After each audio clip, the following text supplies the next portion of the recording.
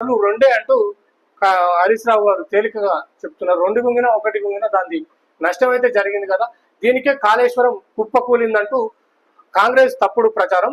Commission ముందుకు తప్పకుండా వెళ్తాం, కాంగ్రెస్ దుష్ప్రచారాన్ని పటాపంచలు చేస్తామంటూ హరీష్ రావు గారు మాట్లాడినటువంటి సందర్భం. నిన్న ఒక వీడియో అక్కడ చూపెట్టి అందరికీ దాని గురించి ఎక్స్ప్లెనేషన్ అయితే చేసే ప్రయత్నం జరిగింది. మీరు ఏం చేసిరో ఏం చేయలేదో కానీ మెగా కృష్ణారెడ్డిని మాత్రం మన భారతదేశంలో అతిపెద్ద మంచి డబ్బులున్న మనిషిగా తీర్చిదిద్దినటువంటి ఘనత మీ ప్రభుత్వానిదే అని నేను చెప్తున్నా. దీనికి బాధ్యులు కేసీఆర్ గారు, హరీష్ రావు గారు, ఎవరో తెలియదు.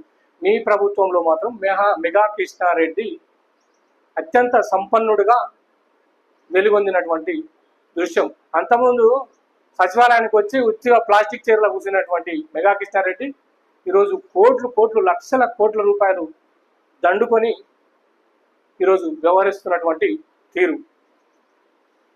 ఇప్పుడు వాళ్ళు మొత్తం 5-6 సంవత్సరాలలో దాన్ని కంప్లీట్ చేసి ఒక ఇల్లు కట్టాలంటేనే మనకు కనీసం సంవత్సరం టైం పడుతుంది.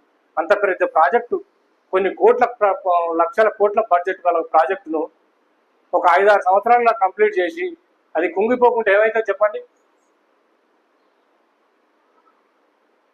ఇప్పుడు అక్కడ చెప్తున్నారు 162 టీఎంసీలో ఇచ్చిరట. ఇన్ని కోట్లు ఖర్చు పెట్టి ఇంతే ఇచ్చిరన్నట్టు వాళ్ళు ఇప్పుడు ఈరోజు చెప్తున్నారు. మొన్న మంత్రి ఉత్తమ్ కుమార్ రెడ్డి గారు చూపెట్టారు కదా లెటరు, అక్కడ సెంట్రల్ మినిస్టర్ రాసినటువంటి లెటరు మీరు చూపెట్టారు కదా, ఏనాడన్నట్టు చూపెట్టారా మీరు?